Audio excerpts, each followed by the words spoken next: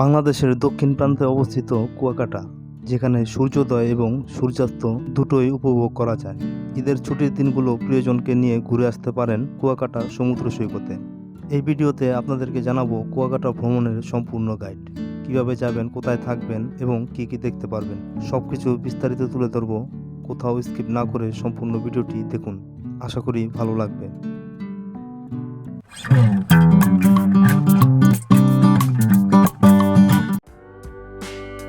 প্রাকৃতিক সৌন্দর্যের লীলাভূমি কুয়াকাটা, যার আরেক নাম সাগরকন্যা। এখানে আসলে মনে হবে প্রকৃতি যেন আপনাকে দুহাত ভরে ভালোবাসা বিলিয়ে দিচ্ছে।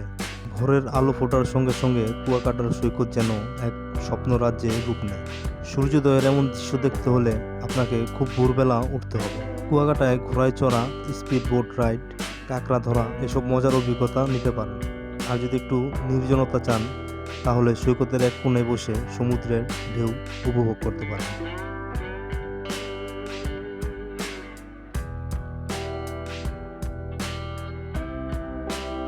এখানকার সবচেয়ে সুন্দর দৃশ্য হলো সূর্যাস্ত।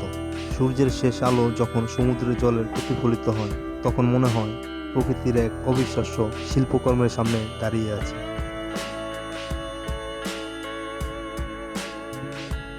সমুদ্র যে আসলে কতটা সুন্দর, সমুদ্রের কাছে না আসলে সেটা আসলে কল্পনা করা অসম্ভব।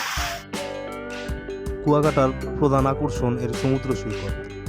সূর্যোদয় এবং সূর্যাস্তের অনন্য দৃশ্য একসাথে দেখা সম্ভব এখানে। এছাড়াও কুয়াকাটায় দেখার মতো বেশ কিছু জনপ্রিয় স্থান হলো ফাতরার চর। নৌকায় করে যাওয়া যায় প্রাকৃতিক সৌন্দর্যে ভরপুর এই চরটি।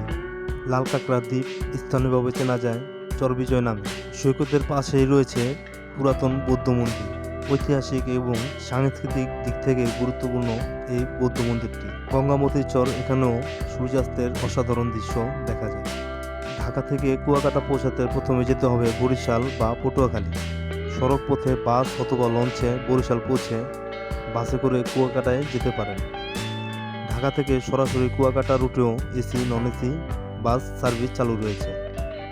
যাত্রাপথের সময়সীমা সাধারণত 5 থেকে 7 ঘন্টা।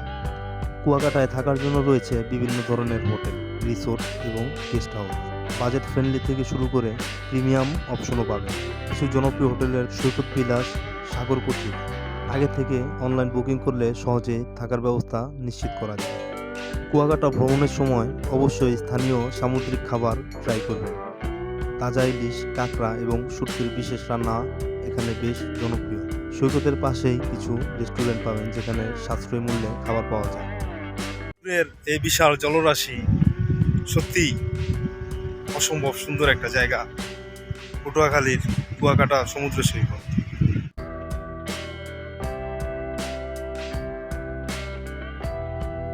যদি ভিডিওটি আপনার উপকারে আসে তাহলে লাইক করুন, শেয়ার করুন এবং আমার চ্যানেলটি সাবস্ক্রাইব করতে ভুলবেন না।